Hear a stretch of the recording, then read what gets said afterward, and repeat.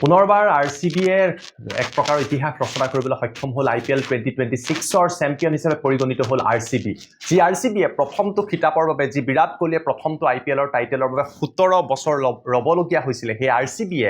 back to back এটাৰ পিছত আনটাকৈ title দখল কৰিলে গুজৰাট টাইটেন্সক পৰাস্ত কৰি চেম্পিয়নছ হ'ল আৰচিবি গতিকে আৰচিবিৰ যিসকল ফেনে এই মুহূৰ্তত চাই আছে তেওঁলোকক শুভেচ্ছা জনাইছো আৰু বিৰাট কোহলীৰ ফেনসকলৰ বাবে ডাঙৰ খবৰ মই এগৰাকী বিৰাট কোহলীৰ ফেন কিয় তেখেতক চেজ মাষ্টাৰ বুলি কোৱা হয় আজি বিৰাট কোহলীয়ে IPLৰ ফাষ্টেষ্ট হাফ সেঞ্চুৰী কৰিছে কোনদিনা কৰিছে হাই প্ৰেছাৰ গেম ফাইনেলত কৰিছে আৰু তেখেত হৈছে কিং কোহলী তেখেত হৈছে চেজ মাষ্টাৰ আৰু আজি যেতিয়া এফালৰ পৰা উইকেট গৈ আছিলে বিৰাট কোহলীয়ে অকলে এটা সাইড ধৰি ৰাখিলে আৰু সেইবাবেই বিৰাট কোহলীক যিসকলে সমালোচনা কৰে প্ৰশ্ন কৰে তেখেতৰ এবিলিটিক লৈ প্ৰশ্ন কৰে তেখেতক টেষ্টৰ পৰা আঁতৰাই দিয়া হ'ল লাহে লাহে T20 পৰাও নিজে আঁতৰি আহিলে কিন্তু এইগৰাকী খেলুৱৈয়ে এই বয়সতো বৰ্তমান সময়ত তেওঁৰ কিমান পটেনচিয়েল আছে পুনৰবাৰ আজি ফাইনেলত বিগ গেমত প্ৰমাণ কৰি দেখুৱালে আৰু গতিকে আৰচিবিয়ে আন এটা অভিলেখ সৃষ্টি কৰিবলৈ সক্ষম হ'ল এতিয়ালৈকে চেন্নাই ছুপাৰ কিংছ যোনে বেক টু বেক টাইটেল দখল কৰিছিলে মুম্বাই ইণ্ডিয়ানছ যোনে বেক টু বেক দুবাৰকৈ টাইটেল দখল কৰিছিলে আৰু আৰচিবি সেই লিষ্টত অন্তৰ্ভুক্ত হ'ল 17 বছৰৰ অপেক্ষাৰ পিছত বিগত বৰ্ষত প্ৰথমটো টাইটেল আৰু এইবাৰ 2026ত ছেকেণ্ডটো টাইটেল আৰচিবিয়ে দখল কৰিবলৈ সক্ষম হৈছে গতিকে আৰচিবিৰ যিসকলে ফেনে চাই আছে কমেন্ট কৰি জনাব খেলখন চাই কেনেকুৱা লাগিলে আৰু কোহলীৰ বেটিং চাই কেনেকুৱা লাগিলে এটা আহিব বিচাৰিছো সমগ্ৰ খেলখনক লৈ এই খেলখনত যদি চাই গুজৰাট টাইটেন্সৰ যদি চাই গোটেই দলটোৱে প্ৰতিগৰাকী খেলুৱৈ ভাল খেলি আছিল গোটেই সিজনটোত কিন্তু তেওঁলোকৰ বেটিং নিৰ্ভৰ কৰিছিল দুগৰাকী খেলুৱৈৰ ওপৰত ইয়াৰ আগতো যদি আপোনালোকে চাই শুভমন গিল আৰু সাই সুদৰ্শন এই দুগৰাকী ওপেনিংৰ বেটসমেন যদি চলি গ'ল তেওঁলোকে এটা সলিড টাইটেল দিয়ে এটা বৃহৎ টাইটেল দিবলৈ সক্ষম হয় আৰু তেওঁলোকে যদি বেয়া খেলে গুজৰাট টাইটেন্সৰ যি স্কোৰ বা যি এক প্ৰকাৰৰ টোটেল টাইটেল নহয় টোটেল হ'ব লাগে এই টোটেলটো তেওঁলোকে কৰবাত খমকি ৰবলগীয়া হয় আজি ফাইনেল হিচাপে যি নৰেন্দ্ৰ মোদী ষ্টেডিয়াম আছিলে বেটিং ফ্ৰেন্ডলি এখন পিচ হয় তাত যথেষ্ট তেওঁলোকে কম টোটেল দিছে আৰু 155 156 মোৰ বুধেৰে ফাইনেলৰ বাবে আৰচিবিৰ নিচিনা এটা টিমৰ বাবে বহুত ডাঙৰ লক্ষ্য নহয় কৰবাত হয়তো তেওঁলোকে আৰু 20 25 বা 30 ৰান কম কৰিলে যদি বেছি কৰিলেহেঁতেন ফাইনেলৰ প্ৰেছাৰ থাকে খেল যথেষ্ট বেলেগ হ'লহেঁতেন হয়তো আৰু কম্পিটিটিভ হ'লহেঁতেন কিয়নো যিদৰে ৰাছিদ খানে উইকেট লৈ খেলখন ঘূৰাই দিছিলে যদি আৰু 20-30 ৰান বেছি লাগিলে হয় প্ৰেছাৰ যথেষ্ট আহিলেহেঁতেন কিন্তু সেয়া লাগিলে যিয়ে নহওক গতিকে দুজন খেলুৱৈৰ ওপৰত বেছ কৰি তেওঁলোকে গৈ আছিলে তাৰ বাবে মই ভাবো যিমান টাৰ্গেট দিব লাগিছিল সিমান টাৰ্গেট দিব নোৱাৰিলে আৰু জছ বাটলাৰৰ তেখেতৰ ফৰ্ম এইবাৰ সিজনত নাথাকিলে যিটো গুজৰাট টাইটেন্সৰ বাবে বেয়া হ'ল আন খেলুৱৈসকলেও বেটসমেনসকলে কণ্ট্ৰিবিউট কৰিব নোৱাৰিলে অলদো ৱাশ্বিংটন সুন্দৰে কৰা কণ্ট্ৰিবিউচনৰ বাবে যদিও তেওঁ এটা লাইফলাইন পাইছিলে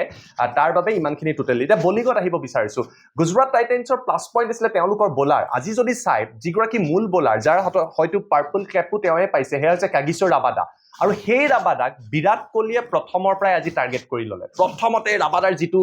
অভাৰত প্ৰায় মই যদি ভুল কৰা নাই 17 অৰ 18 বা তাতোতকৈ বেছি ৰান হয়তো মাৰিছে কোহলীয়ে back to back 4 back to back 6 গতিকে যিগৰাকী মূল বলাৰ যিগৰাকী বলাৰৰ ওপৰত সম্পূৰ্ণ গুজৰাট টাইটেন্সৰ বলিং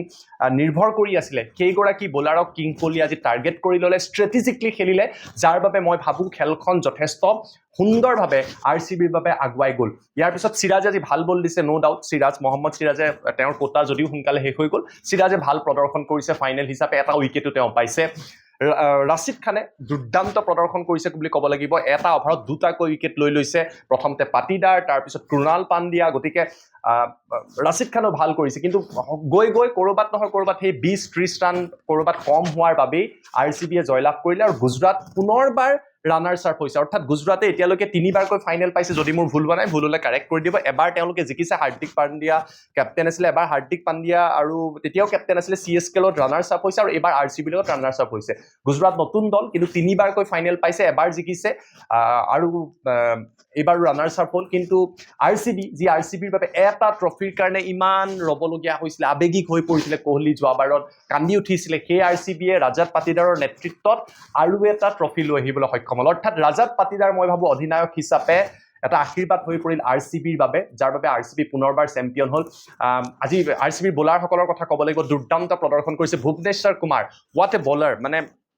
তেখেতে যি সুন্দৰ বলিং কৰিছে যি লেন্থত তেওঁ বল কৰিছে সাধাৰণতে গুড লেন্থত কলে আজি শৰ্ট অফ দ্য লেন্থ বল কৰিছে পিটছৰ লগত এডজাষ্ট কৰিছে হেজেলউডে এতিয়ালৈকে বৰ বিশেষ প্ৰদৰ্শন কৰা নাছিলে কিন্তু ফাইনেলত আজি সুন্দৰ প্ৰদৰ্শন কৰিলে জছ হেজেলউডে গতিকে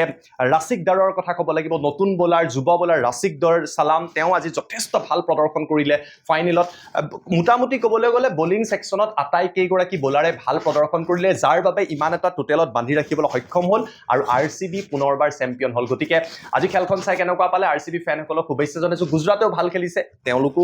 ভাল খেলিছে কিন্তু আৰচিবি দ্বিতীয়বাৰৰ বাবে চেম্পিয়ন হ'ল আৰু চেজ মাষ্টাৰ কিং কোহলীক যিসকলে বেয়া পায় যিসকলে সমালোচনা কৰে তেওঁলোকক বেটিঙৰ জৰিয়তে কোহলীয়ে কিন্তু আজি পুনৰবাৰ এবাৰ প্ৰত্যুত্তৰ দিলে যে কিয় তেওঁ কিং কোহলী বুলি কোৱা হয় কিয় চেজ মাষ্টাৰ বুলি কোৱা হয় আৰু কিয় তেওঁৰ এতিয়াও বহু ক্ৰিকেট বাকী আছে মোৰ বিশ্বাস ২৭ৰ বিশ্বকাপত ওডিআই বিশ্বকাপত এইগৰাকী কোহলীক দুৰ্দান্ত ফৰ্মত আমি আকৌ দেখিবলৈ পাম গতিকে আৰচিবি ফেনসকলক পুনৰ শুভেচ্ছা জনাইছো বিৰাট কোহলীৰ ফেন হিচাপে মই যথেষ্ট সুখী গতিকে আপোনালোকে কমেন্ট কৰি জনাব খেল চাই কেনেকুৱা পালে আৰু শুভেচ্ছা জনাবলৈ নাপাহৰিব থেংক ইউ